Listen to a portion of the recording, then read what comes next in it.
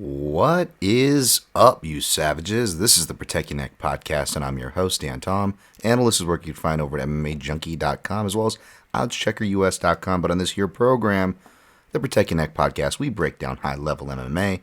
That's what we're going to do here today, tonight, whenever you're listening to this. Hopefully it's for the fight, recording this on a late Thursday night on West Coast Pacific time for UFC Vegas 44, UFC Fight Night. Who the fuck's fighting? Font versus Aldo. UFC on ESPN 31. So on and so forth. Yeah, that's what's going to be going down. So right here in the backyard. I think this one's kind of a normal time, which I know I'm in the minority, but I don't mind the later show. It sucks for everyone who has to watch this stuff late. But, let's be honest. It's like back when, there used to be filters on programming. You have to stay up late to watch the good stuff, right? Right? It's kind of like when we were kids. No, Dan, most of us aren't as old as you're getting. Okay, fine, I get it. Thanks for joining me. I'm going to try to keep this quick since we already did the recap and, a bunch of other stuff I unloaded on you, my poor listeners, and probably it diminished my listenership more, but it's all good. We get to talk some fights. This is what I want to do. It's what I like to do, and, there's some decent ones to talk about, so it's good to be back. I already give you guys the catch up. Got my cast off today. The hand still feels funky. Getting used to the new hand and look to it there, but yeah, it's all good. Yeah, not much to say there. Just some quick shouts, and we'll get going as per usual. Check the timestamps to see when the breakdown starts. I always break it down from top to bottom. And if you are even short on time or want to hear less of me, I don't blame you. You can always go to the end. I recap all my picks and plays as per usual at every episode, and you can find that in the show notes for those timestamps, whether you're listening on Apple Podcasts. Thanks for the 5-star ratings and review. Got to get around to reading the new ones. Appreciate it. It really does help. Not going to waste your time reading them today, but if you can waste a little time to give them, it's appreciated, as well as the show notes on YouTube. I haven't been doing much of the channel.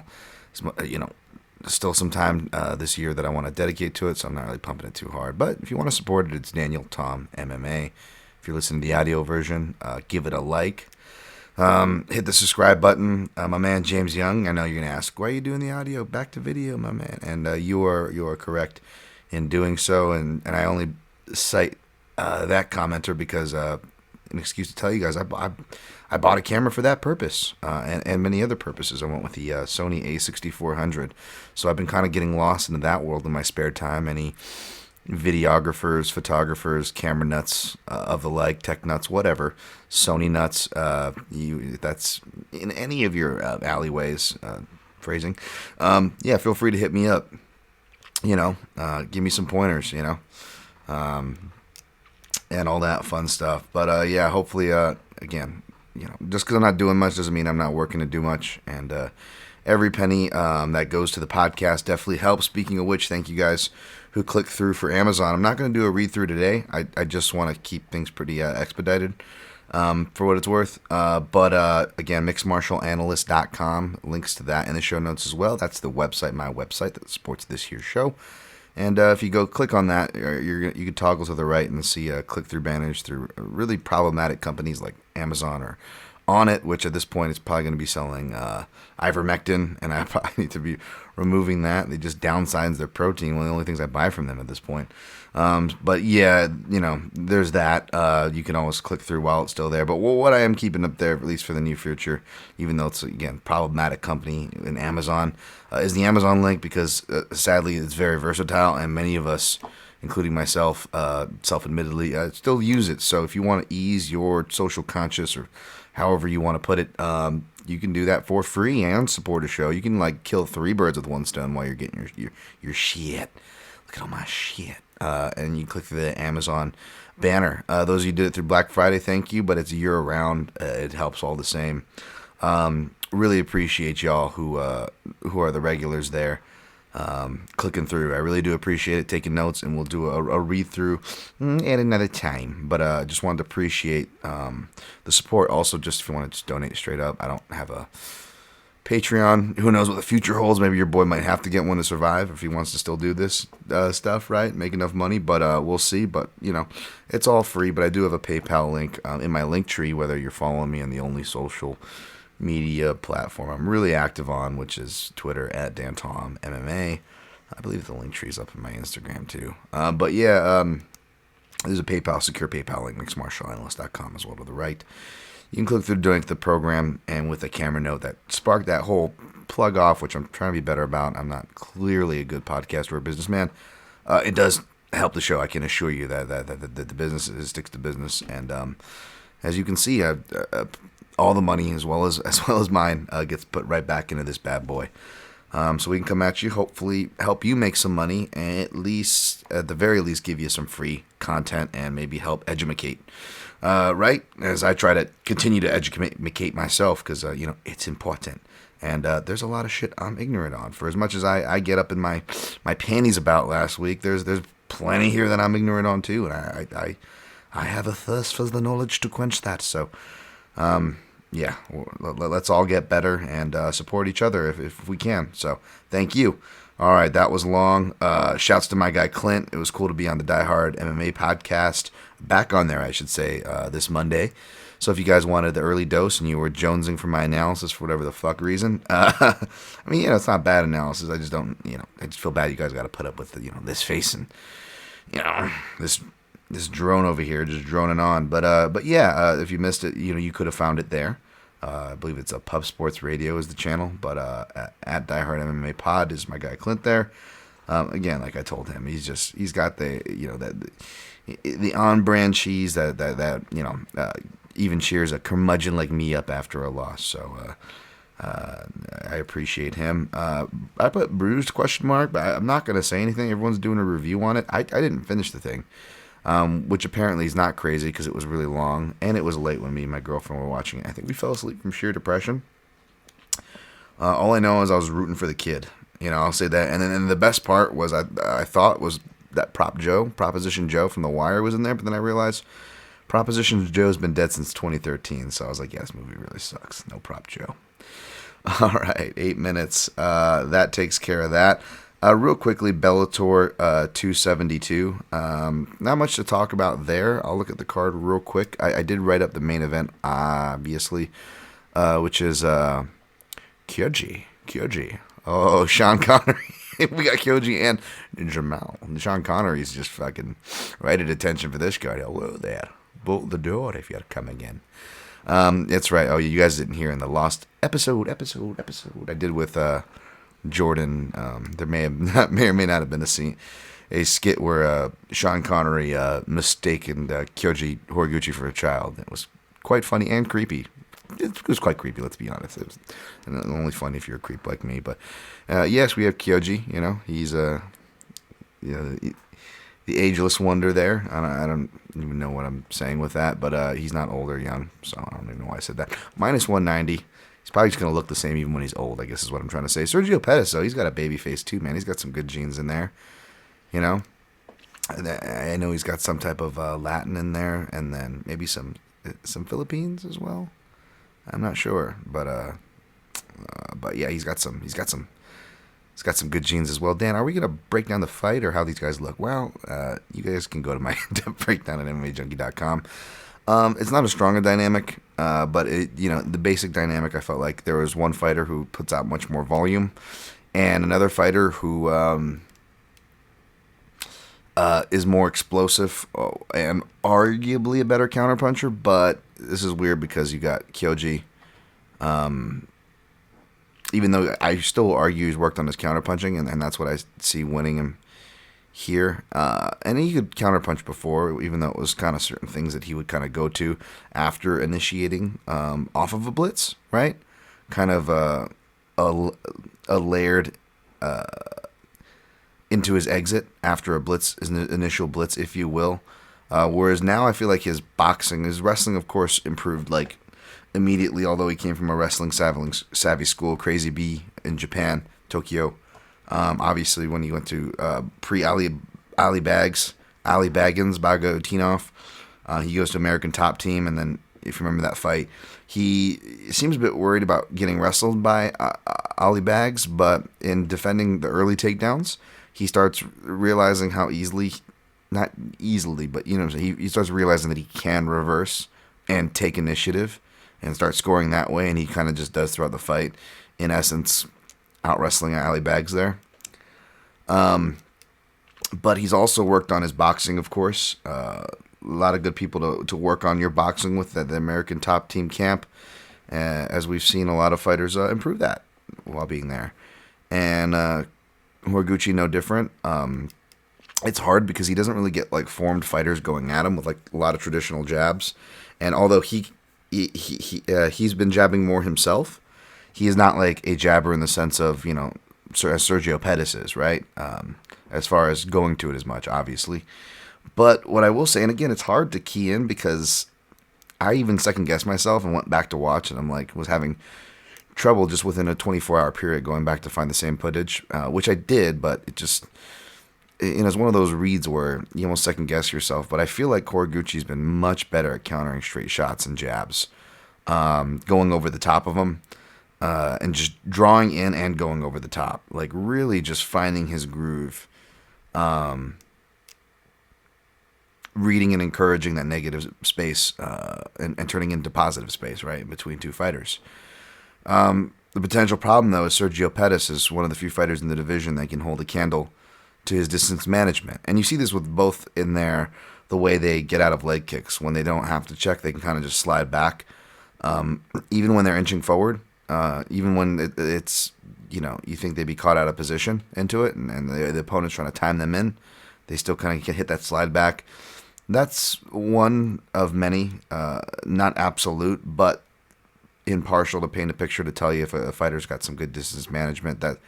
That's one of just one aspect of it, right? Of many, right? But they both have that, and they both just have those reads. Obviously, Sergio more using it to not just pull back out of leg kicks, but his pull return counters, his patented right hand counter, right? From his jab initiations, and he'll pull back and counter with that right hand. So a lot of the things Sergio does is based off that.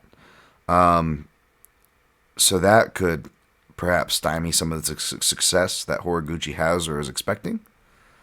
But by that same token, not many fighters hold a candle to Horiguchi's speed. And he is going to be definitely the faster fighter of the two. So I like him to have his chances to have more emphatic moments to either win rounds or finish the fight outright, which I believe was my official pick by the third round. However, if he doesn't, he can more than capably, again, win a decision and win rounds. Not just the harder shots on the feet, but I do believe Horiguchi is the better wrestler. Pettis has made many improvements to it against the cage and whatnot, but Horiguchi can hit stuff in open space. Works really well against the fence, even with combating the kind of the get up meta. As far as finding out a leg, reaching around for a cross wrist, punishing with shots, trying to get the chest over the back, draping weight. He does that sort of thing really well. And Pettis obviously has really good sweeps and deceptive from the bottom, but I feel like if you're a competent grappler, you just kind of have to worry about the initial momentum and that first layer response as far as scrambling goes. But if you can shut down that initial scramble and not allow Pettis to kind of get some butterflies or some other things going to help working with momentum so well as he does, then I think a fighter like Horiguchi with good top game and ground and pound, we saw that pressure when he was able to get on Caldwell or other fighters using that shoulder pressure. Not as fast and loose like he used to be in his crazy B days where he was looking for more ground and pound and just creating action, which is good here. You want to be more of a control and pressure on Sergio Pettis. So again, a lot of tools to win the decision, but I officially picked Gucci inside the distance. I just feel like Pettis is live, not just to win rounds and upset like he does, but maybe even by a knockout. I feel like he's been sitting on his power more, or getting a grasp of his power more, especially not having to worry about the weight cuts, embracing 135 Sergio Pettis. And it's not the first time we've seen Horiguchi stopped or rocked from a counter right hand, you know?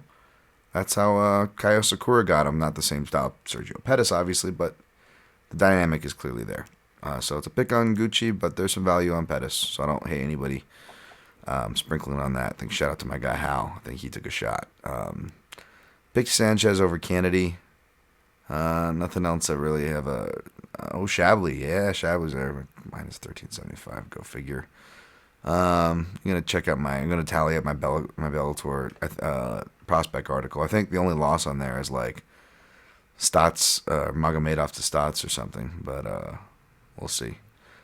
To Kamaka, yeah, nothing else I really looked at or will be playing, so you guys don't need my opinion there.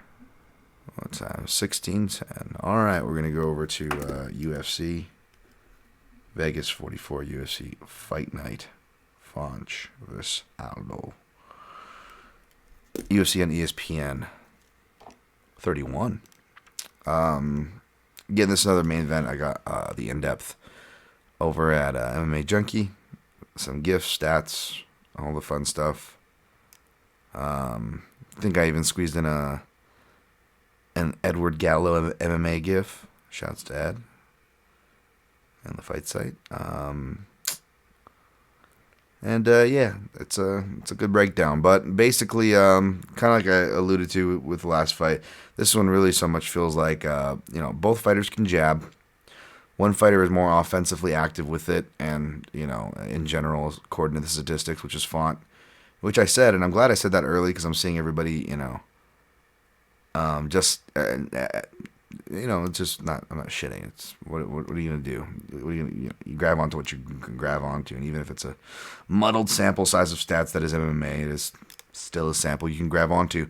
And I'm seeing a lot of pointing onto that. But the potential problem with all these stats saying, people who land more than 5 the second, Aldo loses to, or this or that, or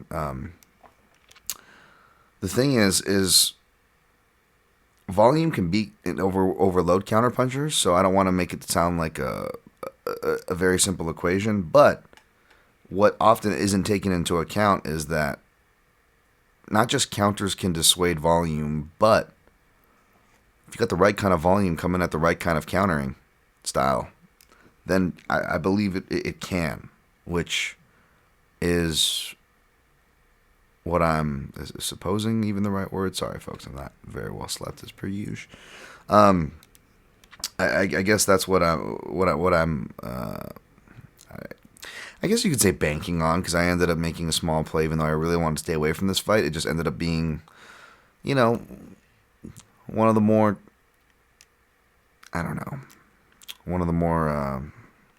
clearer dynamics.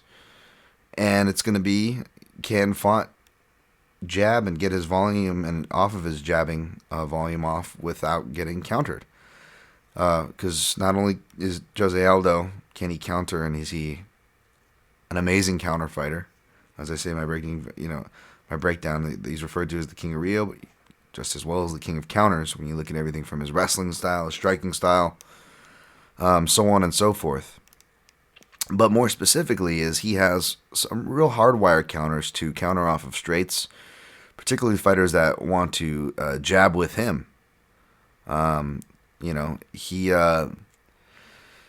has gotten much better with his slips, as well as his obviously his inside slips, which he'll attach to pivots, left hooks, that can also attach to right hands over the top, which feed into his more classic combinations of old, like the Dutchie, the left hook liver, right leg kick. And he's been kicking more, thankfully. Maybe not as much as people would like, but a whole lot more. Yet I'm still hearing, again, not trying to shit, I get it, not everybody's diving in the footage, nor is it their job and whatnot, but I'm just hearing in a lot of interviews, coverage, and whatnot, just saying like, he doesn't throw his leg kicks anymore. I'm like, I don't know if that's true. He's actually been throwing them. He's been kicking more in general since moving down to bantamweight. I know he was very boxing centric on his last fight, although he actually landed downstairs to the legs to Pedro Munoz as well. Obviously more checks and reminding people, of his defense and stuff. So it's just like, yeah, man, and the guy's just great. Continues to evolve. Listening to his explanations, I like as far as that goes. He didn't want to be predictable with the kicks, is why he made that initial move, he said. And there's also injury talk But I do like this. He said, fighters have been around so long, you can study me and whatnot, and that's very true. So that's good of him to change things up. Though some things at their bases don't change, which is probably why there is some legs to that stat of fighters who land X amount of strikes beat him. I don't think it's as simple as fighters who land X amount of strikes per minute at whatever arbitrary sample they draw from this arbitrary sport, volatile sport, I should say.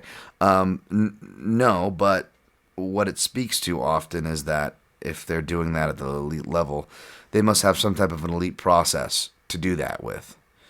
And not saying Font doesn't have an elite process or a good process. He does have a good process. But, does he have all the tools and in conjunction needed to make that process kind of happen at the highest levels, which is what Jose Aldo, I believe, still fights within. Obviously, he's not in his prime. He's past prime Aldo, but his speed still looked very good in his last fight. His cardio, especially for the output, looked much better. It was really hard to tell because with the Chito Vera one, it looked like it was trending badly, but we never really got to see it play out, to say definitively, because he was still able to control and be in good spirits at the end. But he looked in good shape and looked like he still could have gone rounds against Pedro Munoz. And, not to mention just that striking pace that he was throwing out there. Not only did he still look fast, I believe he's going to be faster than Rob Font, which isn't the craziest thing to say if you actually really watch the footage. And like I told Clint, it's not to say that Font is slow. He's not slow by any means, but he's not exactly fast compared to the bantamweights you have in that division, much less even Aldo, even at this advanced stage of his career. And yeah, so Font, also, seeing a lot of talk as far as like the analog of Max Holloway, and he's technically has a longer reach than Max Holloway, although he'll still only be 1.5 inches longer than Jose. And he'll be 1 inch taller on paper, right? So he'll have the length, he'll have the jab, he'll have the feints, and it sounds like he's really studied those fights, so he knows what he has to do. I'm sure he already had to play Max Holloway for Calvin Kattar, right? So it makes sense to look at that analog for multiple ways, because Font himself seems to be looking at that analog and kind of admitted himself that he was looking at that analog, right? And has had to play that analog, right, for another fighter and another fight. The thing is, though, even though it looks like a duck and walks like a duck, it doesn't fly like a duck. Ducks. Sorry. Then we start in a Mighty Ducks tangent again. But he doesn't have the same building qualities or sensibilities that Holloway does. Now, Holloway wasn't going full Brian Ortega building, which, or to state the obvious as far as the differences between them.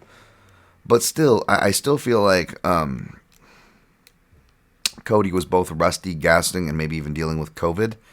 And Font kind of let him back into the fight a little bit. And if you watch the directionality, there's some smart things, because he's backing up, and he's backing off and looking at angles and changing his levels when he starts finding excessive exchanges, which is good.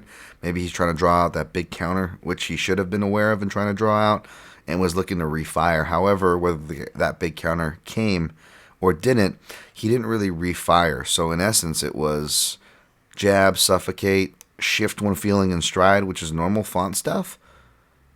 But then he would let him off the cage again and reset. He would let him back into space and reset.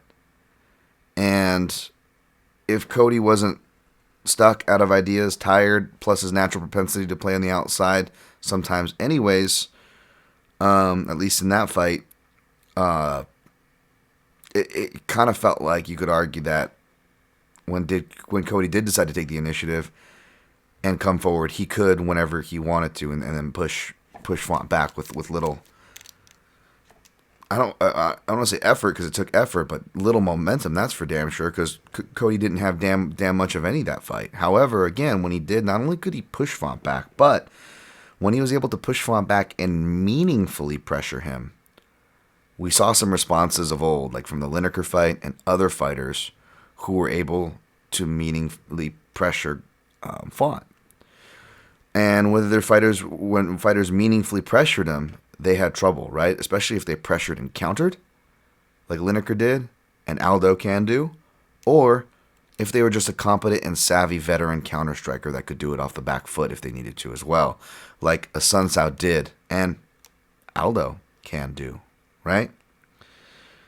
And we've seen Font take desperation shots. I remember, on my many attempts to fade Pedro Munoz, going, you can't just keep walking into punches forever. Font's going to be lighting him up with uppercuts and jabs, and yes, Font did. But when Munoz was able to just, hit him the good time and meaningfully pressure off of it, he was able to kind of force like a panic shot out.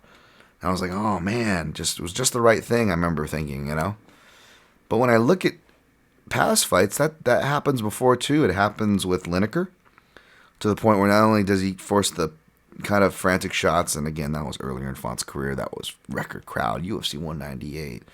Ooh, vamos, right? That was just right. But still, you see him not just kind of frantic shot, but almost pull guard. Now fast forward all the way to peak Font, in control, up on the rounds against Cody Garbrandt.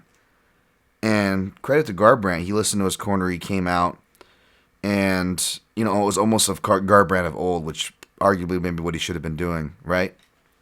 The whole time. But still, regardless of what he wants to do, like, how much was left? He looked like he was almost on his way out at certain points up into that point. Gassed, it looked like he gassed. Maybe, yeah, he got his second and third wins clearly, but the point was he put the pack down so many times. But Font didn't get him out of there, and it was good that he stayed disciplined. That was his goal, and he was in the zone, and I'm not criticizing him for not finishing. But more criticizing of not being able to at least hold the initiative if you're not going to finish. And even though he stayed very focused and more focused than he would have done, and there was no doubt in how that fight was scored. If you want to be critical and nitpick, you look at the fifth round, not just the initiative and the shots landing, but he forced Font to shoot, I believe twice. He makes him shoot at least once in that round. And Font shot before and was successful. He kept a decent percentage, has worked on his wrestling. Not a bad thing to mix things up. If you want to overload, make a guy like Aldo wrestle, maybe that's not a bad idea, right? Although I wouldn't suggest that because A, I don't think he's going to take Aldo down unless Aldo's really hurt or something. And B, it'll make Aldo work, but it also could just give him positions that he can do a lot more damage from than a Sunsao was, right?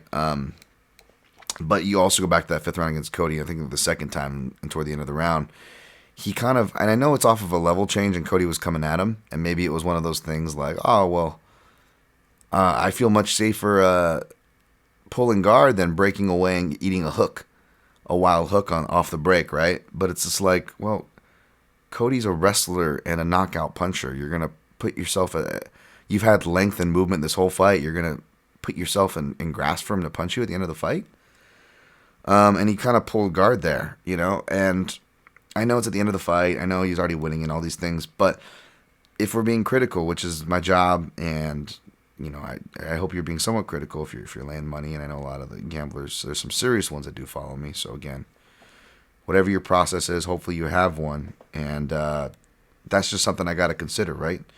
And again, I'm going to be betting on a fighter with fucking way more flags than that, so I'll color me hypocrite, But for this fight, I just see that, and I'm like, oh, crap, Aldo could just bank around. And not only just bank around, but that I don't think he'd have to spend too much gas to compete with Font down there. I know Font was able to sweep Sergio Pettis, but that was like beating up Sergio and bullying him around after that happened, right? And I don't know if he's going to be able to do that to Aldo. So Aldo could finish him. Like, you can make a case for either fighter in any round. That's how kind of crazy this fight is and competitive it is. I'm officially picking Aldo by decision, but I feel like the second round is going to tell the story of this fight, and there could be, even a possible finish for Aldo in that round. So if you like Font and you don't think Aldo can make it to the cards or win on the cards, then I say you play the under 4.5 for plus money as a hedge / possible bonus. But I also believe that same argument can be used the other way if you're like me and you're sprinkling small and kicking for coverage, playing the underdog in Aldo.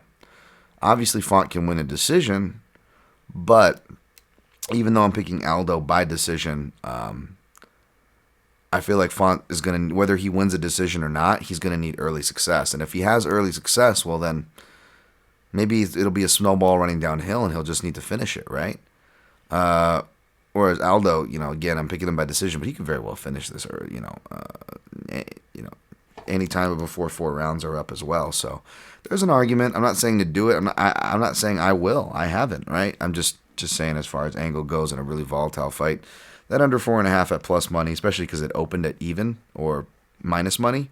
It's hard to hate anybody sprinkling on that, right? All right, next fight, Rafael Fiziev, minus 125. Brad Riddell, plus 105. Yeah, basically, I'm picking Riddell here, but I'm staying away from this fight for sure, especially since I sprinkled on Aldo. I really got to at least enjoy some of the hardcore fights without a betting interest, right?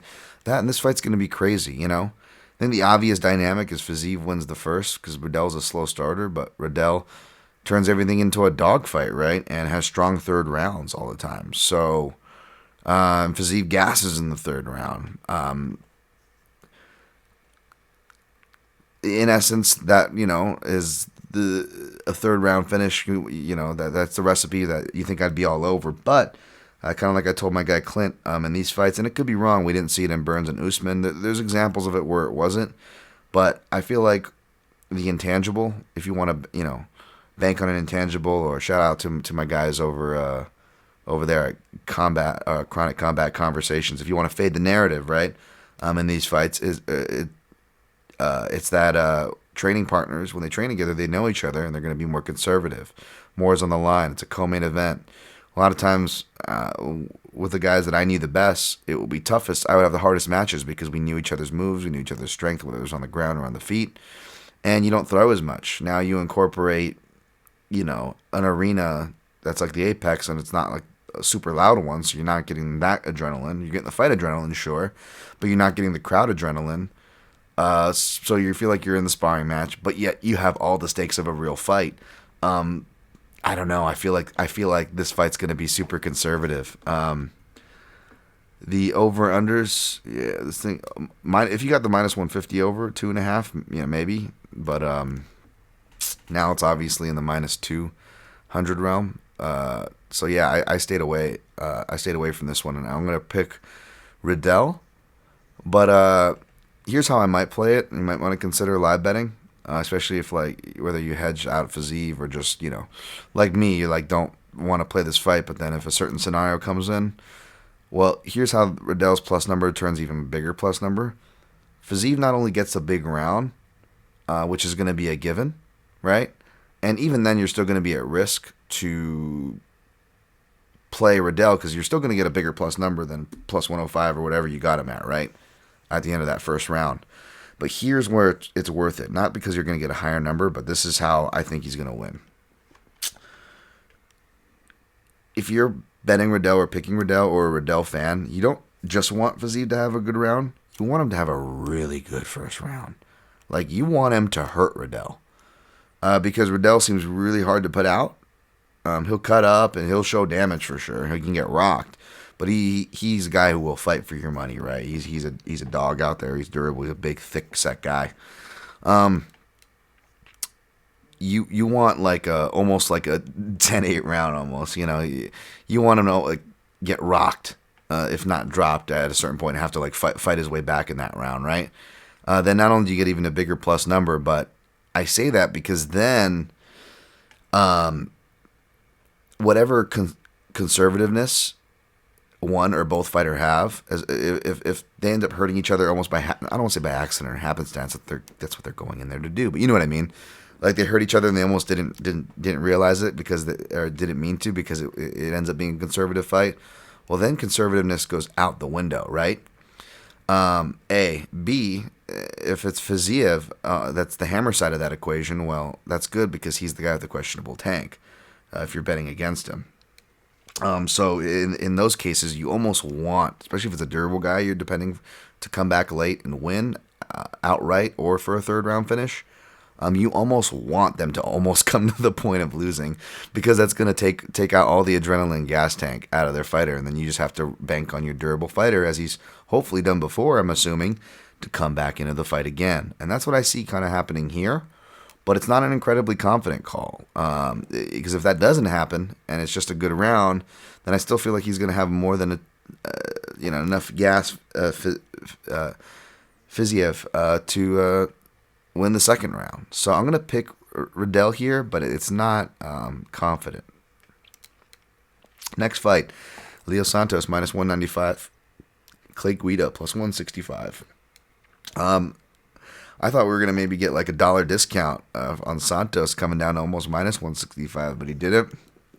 So I picked him, but yeah, this is tough. I know Guida's training with Team Alpha Male, Team Guillotine, but I still feel like he can be subbed, man. For a guy who is the Energizer Bunny and has all these things, he's always been very fast to tap if you can find his neck. And, you know, Leo Santos, I know he's 40 now, and he definitely looked to have aged as far as the gas tank goes in his last fight, but this is the first time since like 2015 and like over half a decade that he's gotten a fight like twice in 1 year.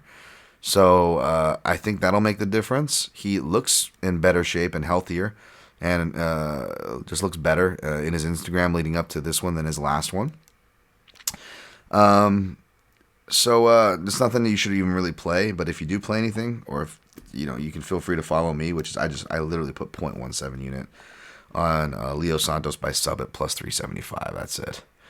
Another sub prop I played is Jimmy Crute minus 165, Jamal Hill plus 145. Bolt the door if you're coming in. There's one thing about Jamals is when they get shoved hard. That's right, Mr. Connery. Why are you looking at me like creepy? I will teach you to read, Jamal. Jesus Christ, that was really Jesus, Mr. Connery. He was kind of borderline racist, wasn't he, in that movie Finding Forrester? That's by the way, that's what I reference. There's a. It's actually he helps him write. He's like already a smart kid actually in that movie. It's a really good movie, but yeah, I don't know, man. If I was if I was a kid, I definitely would not trust Mr. Connery if he invited me in his apartment. But that's a story for another day. And I guess the point is you hope the Jamals in the MMA world have learned their lesson, and they stay the hell away out of the apartment of these submission-savvy people. You want to stay out of those kitchens, folks, because whether it's Emmers or Hill, when the Jamals get subbed, they get subbed hard, right? I don't know if Mr. Crute is the same as Mr. Connery in that sense, but no, just Mr. Crute is well, I like the rear naked choke because of my chest hair. It helps me stick to their back. That's Sean Connery if he was a grappler. No, Jimmy Crute, I don't know if he has any Scottish blood, but he is a Brazilian Jiu-Jitsu black belt is what counts. He can actually wrestle. I'm sure Hill is working really hard on that, and it sucks. I'm actually, listening to Hill, like, post his Craig fight and heading into this fight, like, it's really endeared me toward the guy. I really like his attitude, and it makes me really want to root for him, especially since, apparently he's lost a lot of people in his life, had a crazy turbulent training camp by the sound of it. So as a human being, you know me, I know I make inappropriate jokes, as you can tell, and I'm dumb and all these other things you can say about me, sure, but I do have an empathetic side, and yeah, man, as a human, I'm absolutely rooting for Jamal. But again, turbulent training camp, you're getting thrown back into a bad stylistic matchup with a Brazilian Jiu-Jitsu black belt who can actually wrestle pretty decently and certainly wrestle better than the guy who just submitted you in your fighting inside the smaller cage.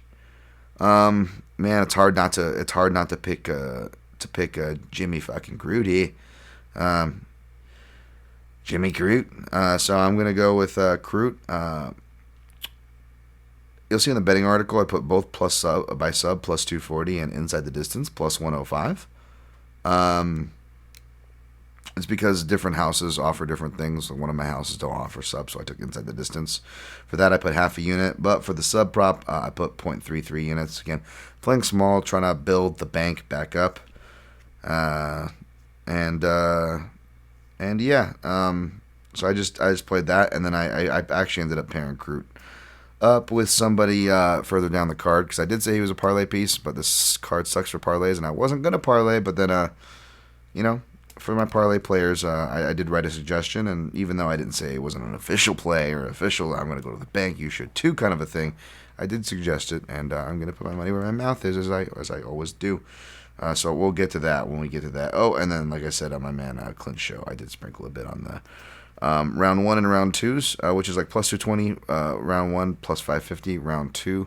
I got them for plus 500 to plus 700 because I did the round 2 submission props and bet online on one of my houses for fun. Again, these are very small sprinkles, like 0.17 U's. Yes, Jamal. That's right, Jamal.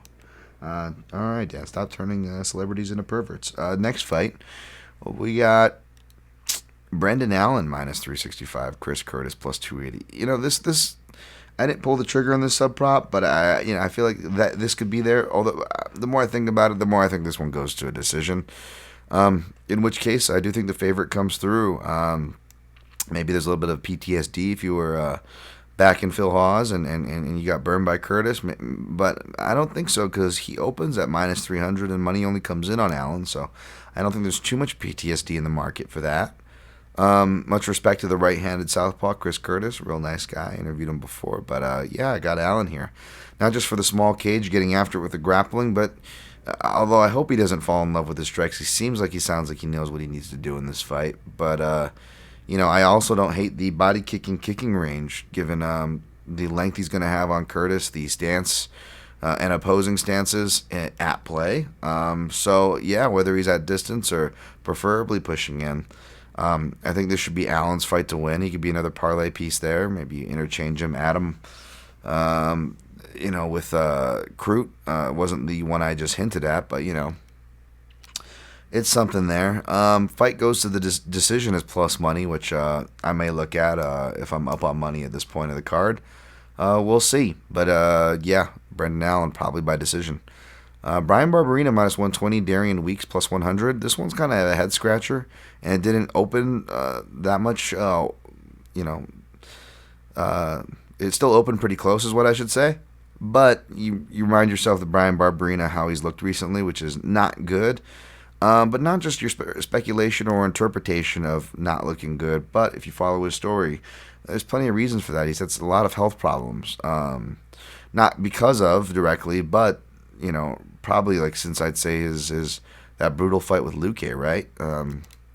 He's had plenty of health problems from back to like organ stuff to where he almost like bleeded and abscessed or something, like crazy stuff. You guys know I'm a big Bam Bam fan since cashing on him big against Sage Northcutt back in the day. Always been a big Bam Bam fan, still am. Gonna pick him here. But yeah, I admittedly didn't look at Darian Weeks. I read his profile. Apparently, he's an ex-football player who has a Brazilian Jiu-Jitsu blue belt. It's faced competition that both on paper and by the looks of it, it looks like he was supposed to win those fights, let's just say. He was supposed to face Josh Quinlan, which would have been a good fight. Josh Quinlan, very talented. Cornered against Quinlan myself. Shouts to my guy, Rodney Edgar. But yeah, it's a big jump, and you almost hope Darian Weeks doesn't beat a staple guy like Brian Barberina at his age and his record, because he's just going to be thrown to the wolves, So I'm going to take Brian Barberina. I don't know if it's inside the distance or like a late finish or a decision, probably more like a decision. But I'll pick Barberina, and I might regret not playing for that entry price, but yeah, the number's scaring me, and it's reminding me of why. So, yeah, I stayed away. Next fight, Best Fight Odds has it written as Durko Todorovir. Let's call Durko Todorovir. Has a weird face. I pictured Dusko making a weird face if his name was Durko Todorovir. Dusko Todorovich. Doth the road with some sweet summer sausage. Versus Maki Coconut Bombs Patolo.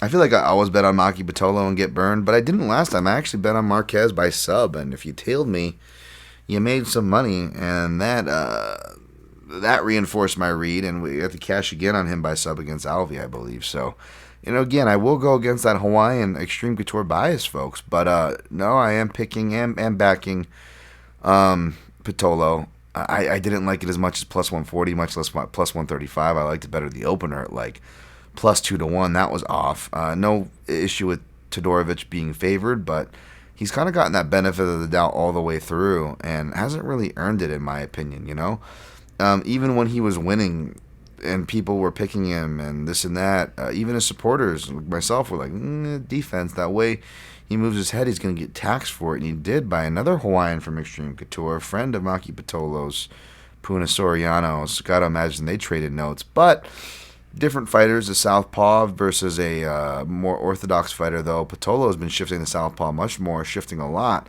Of course, working with Eric Nixick, who is ranked, been working under a half decade with Bang Muay Thai systems as well as other influences. So, that's no surprise to see the shifting offense there. But I do believe that the bodywork's actually going to be really good. Not only is everybody who's thrown at Dusko Dorovic landed at a high clip, they should be landing on a high clip, because when you, whether your hands are low or high, if you're just worried about your head to the point where you're just using trunk movement and going straight back, your body's going to be there. You can move your head off the trunk movement, but the body and legs are going to be there. And I think Pitolo's are going to have those targets. The elephant in the room, though, and this is something I even, I won't say that publicly. I shared this with people, so I won't be offending. I'll just say that. And there might be something mental there, right? He's dropped the ball a few times before, no secret. And for that alone, should be on the no bet list. But hey, if I'm wrong, Pitolo's not going to be in the UFC, which means he won't be on any bet list for me or majority of the listeners here. So, this is more fourth time's the charm, whereas, this could be the third time falling for in a row for Todorovic. Again, haven't been impressed. And say what you will about their games. And again, I don't just necessarily disagree that Todorovic should be favored, even though I didn't agree with the opener. Who's improved more since being in the UFC? And without a doubt, it was Pitolo. He's improved more. He came in with a more diverse range of skills, even though he doesn't have the same martial arts ranks as Todorovic, Todorovic, karate, black belt, he shows more of that than he does his Brazilian Jiu-Jitsu black belt, which I haven't seen really any of that. And I don't think it's going to be an issue here. I think the better grappler is going to be Pitolo, because he's the better wrestler, small cage.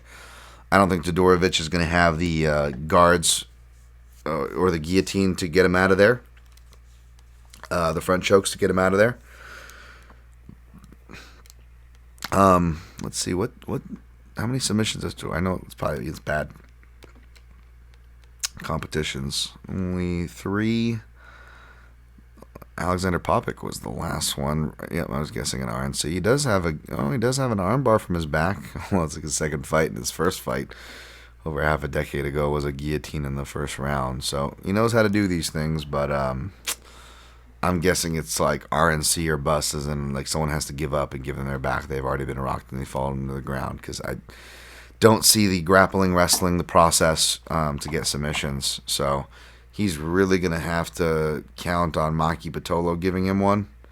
And you know what? If fucking Marcos Rogerio de Lima can avoid giving his goddamn neck every once in a while, then I'm going to bet Maki Pitolo can this time. And considering he's given his neck a lot, I'm going to borrow a line from the Greek gambler and use some regression. Go with some regression there.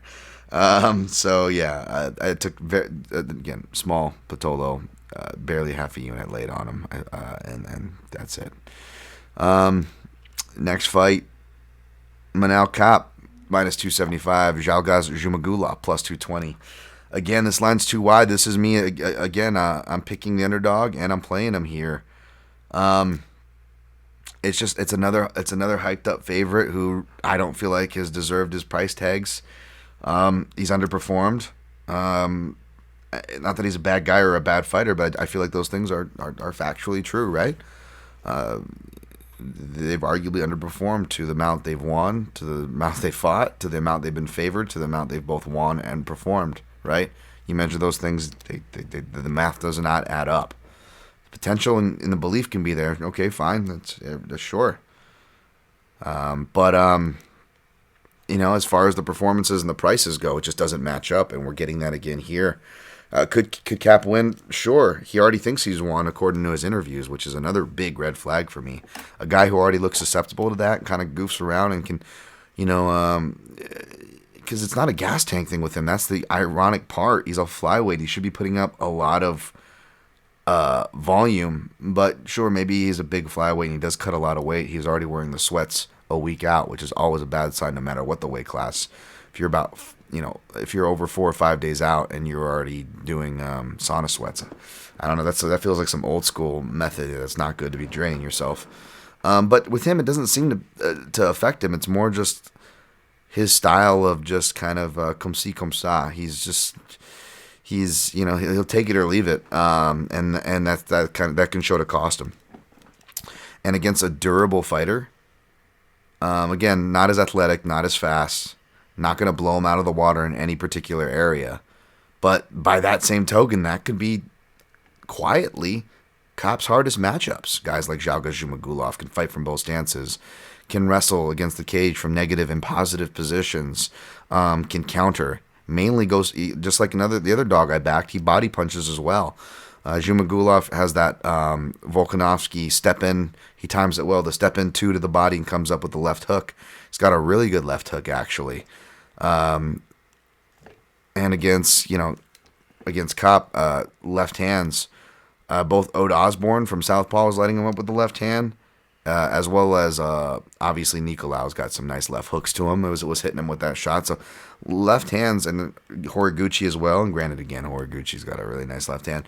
But the point is, left hands disproportionately seem on Cop more than rights, which makes sense. A guy who likes to counter, a guy who's kind of lackadaisical. He's going to be looking for the big shots because that's what he gives. So naturally, you give something, you're going to have probably a more natural, keener eye and defense to it if you're good at it, right? But it's more the sneaky technical follow-up stuff from the left side for whatever reason, or his right side, right? Depending on your perspective there. But the point is, I see a lot of the shots lining up, and Zhumagulov, he might not be the highest guy himself. He may prefer to counter in a lot of performances we've seen, but he still is more consistent and puts up a better pace. By the eye tests, by the stats for whatever those are worth, those do back it up as well for whatever it's worth. He fights at a higher, more consistent pace than Cap. And in a fight that seems destined to go to decision either way, again, these fights can be volatile. These female fights or these flyweight fights where there's no finish and there's a lot of action and scrambles, because then you're counting on the judges to be good. And we're in Vegas, baby. And this is a small cage. And, Zhalga Zhumagulov not as lucky in the decision department as he was in FNG, but he's been known to get some bounces because win or lose, and whether you think he should win or lose, the guy draws close fights because he's durable Kazakh Jim Norton. So at a price like $220, I can't help but take a shot. That price is big enough for a half unit shot. No more than that. You didn't have to put that much on it. But it's tough because I did it in one house because by decision is only like plus 275 and their money line was plus 230. I'm like, fuck that. And God forbid this guy gets a finish or something because he showed he can finish too is the thing. So I just kicked for the money line. But it's listing at some houses, so I'm waiting for drop at plus 330. If I can get plus 300 or above it, obviously, I'll take the decision prop instead because that's what I was originally aiming for per Clint's podcast earlier this week. That hasn't changed, but the numbers can affect the opinion, right? The price can affect the opinion. So I'm essentially just playing money line or decision prop, whichever has a better number. But again, decision prop if it's plus 300 or over. Otherwise, the money line is juicy enough to where you don't have to lay a lot to sprinkle on it. So that's what I'm gonna do. Zhumagulov also, by the way, full camp at American Top Team. Did this camp with Horiguchi, a former Cap partner and a good analog, all things considered. Plus all the other people there. He's already this would be his second camp down there, I believe. He's cross-trained there before, but he did the full camp. Looks ready to go. Whereas, by the way, I know I traded my own. Cap looks like he's been basing himself out of Extreme Couture this time around. Still traveling around within Vegas and outside of it, but basing himself around Extreme Couture. Mainly JP Bays, which, I don't know, he seems to drop out of the picture, which makes sense. It seems like there's some drama in that household. I don't know what you want to call it. We'll get to that. Not really. I could care less, and I don't have any information. I wouldn't fucking give it if I did. But yeah, I don't know who Cap's training with, but he is at a good camp, obviously, as well. But I got Jalga Shimagula, Kazakh Jim Norton. Next fight, Jake Matthews, minus 180. Jeremiah was a bullfrog, was a good friend of mine. Sorry, plus 155. Boy, did it take his time. This fight, I bet you is going to be boring as shit. I picked Matthews, but I don't trust him. Yeah, not much on this fight. I'm going to pick Matthews to win. I don't know if he'll be able to get Jeremiah Wells out of there. But yeah, Matthews by decision or by submission, I guess, but I wouldn't lay the chalk on him. And I wouldn't really play this one too heavily at all. I'm just staying away. Next fight, Cheyenne Bays / Cheyenne Velismus is what her name was when I first started trading with her when she was an amateur back in the Dizzy. Minus 190, whatever name. Mallory Martin is the other name, plus 160. I'm going to go with Cheyenne here. Again, not confident in it. Mallory Martin, she seems to be in the shape of her life. A lot of female training partners in that Denver area. Shouts to my guy Sean Madden. Good coaches in her corner. Maybe it's that vibe to the unsteadiness. This could be the perfect spot for an upset here. So for that reason, I'm going to pick Cheyenne, but I am not going to play her. I'm not going to disrespect Martin and her team in this spot. Good luck if you are. I just stayed away from this one. Next fight, Alonzo Menafield, minus 150. Thick Willie Thickums. Thick Riri son, plus 130. All right, Dan, easy. Yeah, I'm stoked to go listen to my guys over the MMA analysis after this for my dessert and listen to this. Then break this fight down for like the fucking third time, isn't it? It's supposed to be like the third time is this shit was supposed to happen? I know I've broken it down a bunch of times, so it feels like. But yeah, I'm still gonna pick Thick Willie, but I'm not as confident because this was a fight where I'm still picking Willie to lose until he wins, but in a different way. One, because since we've seen it, two guys have shown some positives, more in the Menafield side, which is why he's the favorite, because he actually is shown to fight at a pace. He has, obviously, the athletic intangibles. He's so explosive. He's got power, obviously. Really been working on his jab, working on his submission skills. I know hitting a Von Preux on Fabio Charant isn't like, the watermark, but still, he's working on it. And those are good things because initially I thought he was going to win and then get tired. And then Thick Willie, despite the thickness, he's got that, he's got that big guy cardio, that deceptive big guy cardio. And I thought he was just going to pick it up after the first, which could still happen, especially if you consider, who Menafield did it to. Herman. And, and even then, as slow as Short Fuse is, when he was managed to lift his legs and walk forward, he was able to get some stuff done every time he did. He just couldn't do it much because he's old Ed Herman at this point, right? And Ed Herman in his prime was super slow, by the way, folks. Whereas Thick Willie's actually got some decent speed for his size. And again, he can replenish that speed, and I hate to use the word explosiveness because that's just like, me, I feel like that's... Anyways, why don't we call black guys unassuming and Asian guys explosive? Commentators out there, can we even it out? Can we get some unassuming black guys and some explosive Asian guys? Yadong Song should help even out that equation. He's a pretty explosive dude.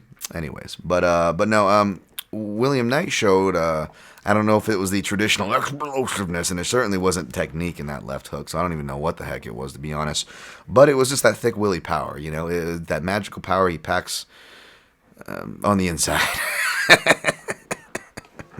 And we saw it with that straight hook that, I don't know, it's like, yeah, I don't know what that was. Like his fist was on like a tetherball cord, and he just kind of let it fling out there. But it got the job done, and I could totally see something happening because it's not like we haven't seen random left hooks put Menafield out as the fight went on before. So that's going to be my pick here. I did end up playing William Knight, small again, just threw a half unit on the stupidity of it. I'm probably going to regret it. I was going to pick him and not play it, but I'm just like, it's plus money. It's Thick Willie. Went to his Instagram, not stuff, if I was being serious, people taking the stuff serious, like, I think someone commented on Clint's show, like, you guys aren't listening. Menafield's just as jacked. What are you guys talking about? Like, taking it personally. Like, come on. Obviously, there's some fun hyperbole going on with Thick Willie-san over here. But at the same time, as much as it probably would make more sense to see him working on wrestling and maybe some pad work and, looking at the gyms, but at the same time, there's something comforting about going to this man's Instagram and knowing you're just going to have him lifting weights and hanging out with women. But by the way, not only does he have the Latina strength and conditioning coach that he usually bench presses and does, I'm sure, all sorts of things with, there was a blonde up in there too. So Willie is diversifying. So if we can translate what his Instagram says compared to the normal fighter, we can deduce two things. One thing is that he's really amping up the cardio and endurance. He's added another strength and conditioning coach to the program. Easy, Dan. Easy. Listen, man. Fucking, you be thick king, Willie. Thick king. You live your day, sir. I'm all about the thick Willie. Of course, shouts to my man Brad from the MMA Analysis. That is his nickname that he created, and my personal favorite of his creations. And I'm just trying to spread the good word. That's all I am. I'm just trying to spread the gospel of Thick Riri-san. So there's that. There's that breakdown. Next fight, Chris Gritzmacher, aka Hoggle, from Labyrinth. Jesus Christ, Hoggle. Gritzmacher. Minus 105. Claudio Puelles, minus 115. Puelles looked improved. He's at the age to improve, which makes me weary. So I'm not going to play Grits, but I'm going to pick Grits still. Still think his veteran savvy is enough to get it done. Puelles is just, the Marcos Mariano fight, that was just off of a favor for not just taking the short notice, but also being Anderson Silva's buddy. He was getting just wiped out by Felipe Silva for catching a Hail Mary. Like I've said this before, he was one of the worst. He was in the running for worst 145er on the entire roster. On his previous run, he was right up there with Humberto Bandenay.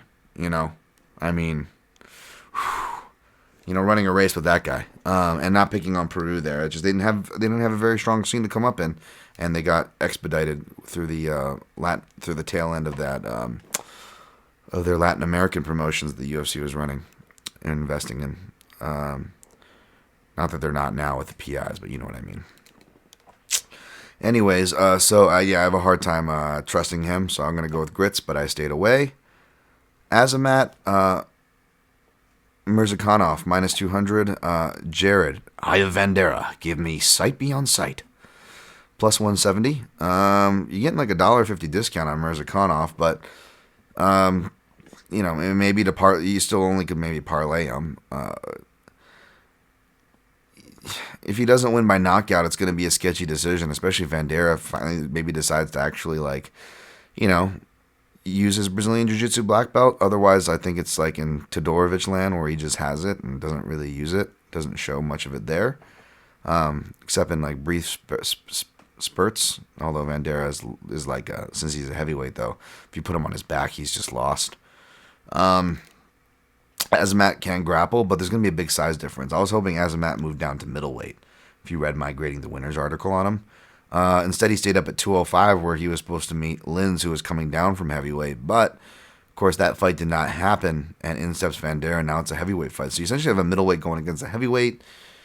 And middleweights can be as big as heavyweights. Look at Hobocop, Marquez, these other like gorilla-like dudes, right? You know, like Julian Marquez said, middleweights are heavyweights who cut weight. I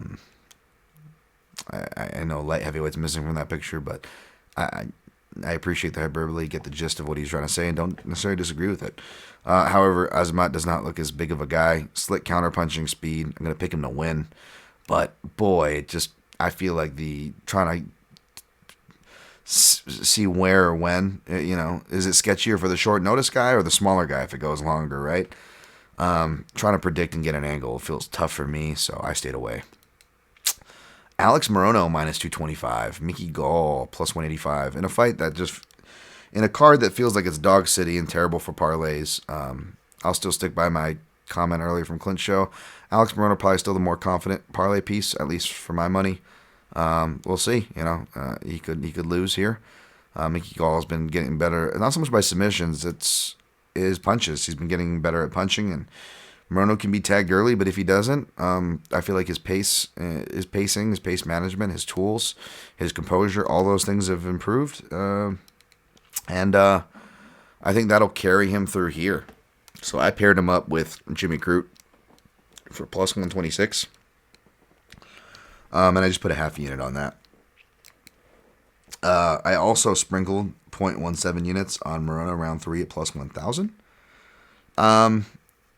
Part of me wants to sprinkle a little bit on decision, just so I can hit some things, as well as hopefully hit the parlay, or if Crute fails, that at least I hit one of those two props, and same vice versa, right? If my Crute props hit, I'll be happy camper. I'll make more than that in this parlay. So if Morono fails, maybe it won't hurt as bad in retrospect, because if Crute wins, hopefully it'll be by the methods that I sprinkled, and I will recap again if you missed that or forgot what I said.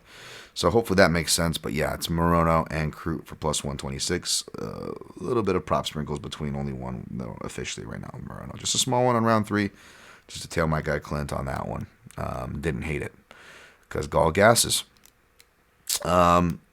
Lastly, but not leastly, Luis Smolka, minus 145. Vince Morales, plus 125. Money coming in on Morales, which scares me. He impressed me, like many, in losing efforts on Contender Series and other fights. But you got to be careful on, being too impressed on a losing effort, right? That can get you in trouble, too. I don't remember much about Vince Morales' last fight. Let me see here. Pull it up. Or Smolka's, now that I mention it. Morales, though, yeah, Draco Rodriguez, but I think that was more me in the market, just overcorrecting on Contender Series hype. Rodriguez, Quinones, round 2 TKO. Wow, that looks impressive on paper considering Quinones' cardio, I guess, but I don't remember a lot of that fight either. I think I'm taking Smolka by submission here.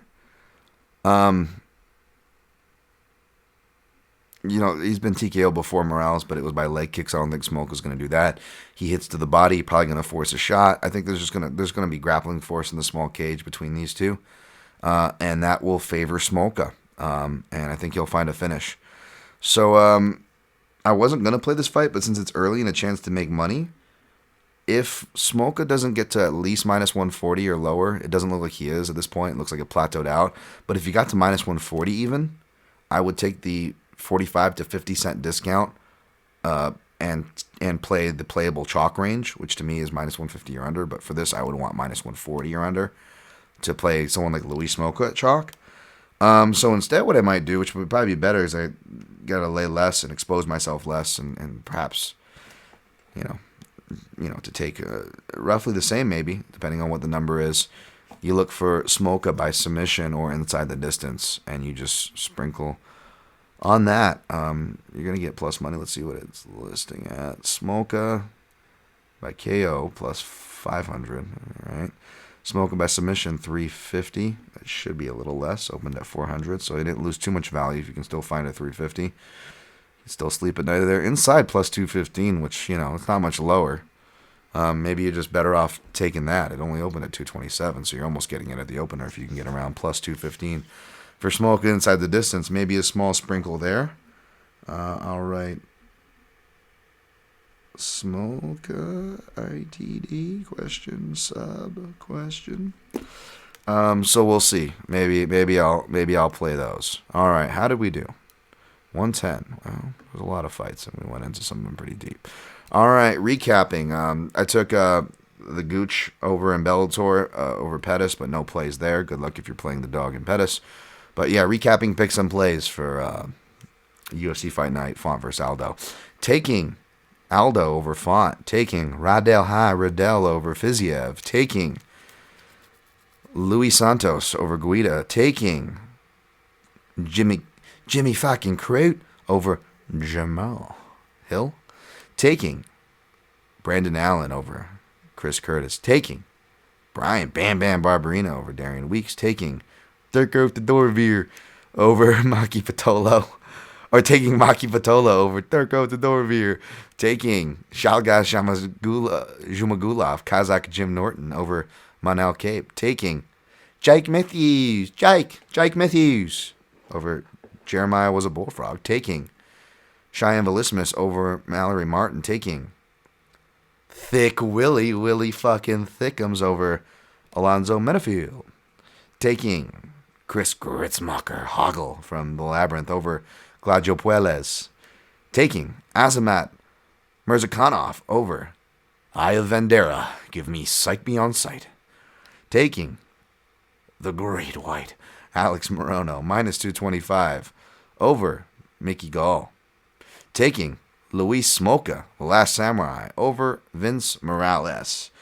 Parlayed Crute Morono for fun at plus 126 for just a half a unit.